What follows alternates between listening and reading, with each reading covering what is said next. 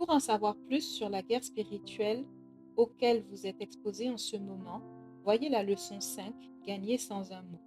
Car mon peuple est détruit parce qu'il lui manque la connaissance. Puisque tu as rejeté la connaissance. Osée 4, verset 6. Les dirigeants devaient aussi combattre contre la peur de ceux qu'ils dirigeaient. Lorsqu'ils commencent à apprendre peur, vous devez être spirituellement fort pour encourager vos enfants ou les chrétiens plus faibles que vous guidez. Je regardai et m'étant levé, je dis aux grands, aux magistrats et au reste du peuple, ne les craignez pas. Souvenez-vous du Seigneur grand et redoutable et combattez pour vos frères, pour vos fils et vos filles, pour vos femmes et pour vos maisons. Néhémie 4, verset 14. Finalement, l'ennemi a vu que c'était Dieu qui combattait aux côtés d'Israël. Notre ennemi et tous ceux qui travaillent pour lui verront aussi le Seigneur si nous n'avons pas à lutter contre la chair et le sang, mais contre les dominations, contre les autorités, contre les princes de ce monde de ténèbres, contre les esprits méchants dans les lieux célestes. Éphésiens 6, verset 12. Je te conseillerai avec mes yeux. Allez-vous continuer ces chapitres avec l'engagement ferme que cela requiert?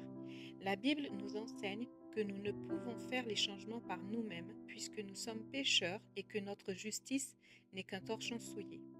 Par contre, lorsque nous permettons à Dieu d'œuvrer en nous et à travers nous, il sera autorisé à faire des changements au plus profond de notre intérieur. Je t'instruirai et te montrerai la voie que tu dois suivre. Je te conseillerai, j'aurai le regard sur toi. Ne soyez pas comme un cheval ou un mulet sans intelligence. On les bride avec un frein et un mors, dont on les pare, afin qu'ils ne s'approchent point de toi. Psaume 32, 8 à 9. Selon ses plans, le Seigneur vient à nous exactement à la bonne période selon nos besoins. Il nous permet d'arriver au point culminant de notre vie à travers diverses épreuves parce qu'il veut que nous dépendions de lui. C'est dans les moments de détresse que nous le rechercherons et qu'il nous laisse le trouver. Ce n'est qu'au moment où nous sommes brisés que les changements définitifs peuvent être accomplis. Nous pouvons le louer en toutes choses, car nous avons l'assurance que toutes choses concourent au bien de ceux qui aiment Dieu, de ceux qui sont appelés selon son dessein. Romains 8, verset 28. Nous voyons en Romains que nos objectifs doivent être en accord avec ses plans. Alors quel est son plan pour notre vie? La plupart d'entre nous sont familières avec Romains 8, 28. Mais pour vraiment comprendre son plan, nous devons continuer la lecture un peu plus loin. Car ceux qu'il a connus d'avance, il les a aussi prédestinés à être semblables à l'image de son Fils, afin que son Fils fût le premier-né entre plusieurs frères. Et ceux qu'il a prédestinés, il les a aussi appelés. Et ceux qu'il a appelés, il les a aussi justifiés.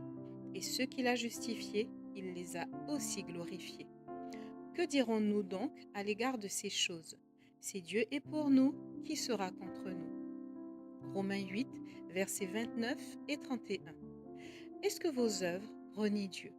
L'aimez-vous assez pour lui obéir avec zèle? Sommes-nous plus concernés par notre propre agenda que par son plan parfait pour chaque situation de nos vies? Où se trouve votre cœur? La plupart du temps, lorsqu'une épreuve survient dans notre vie, nous réagissons de manière à régler rapidement la situation et de façon à nous protéger de la chose qui nous fait mal. Si malgré nos actions, la souffrance continue, nous ressentons alors le besoin pour un changement plus permanent. Nous développons une perspicacité qui nous révèle les raisons pour lesquelles Dieu a permis cette épreuve. Cela pourrait être pour notre salut ou pour le salut d'un être cher, mais plus certainement pour notre sanctification et afin que nos œuvres cessent de renier Dieu comme notre Sauveur.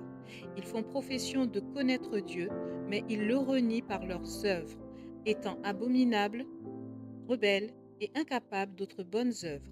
Tite 1, le verset 16.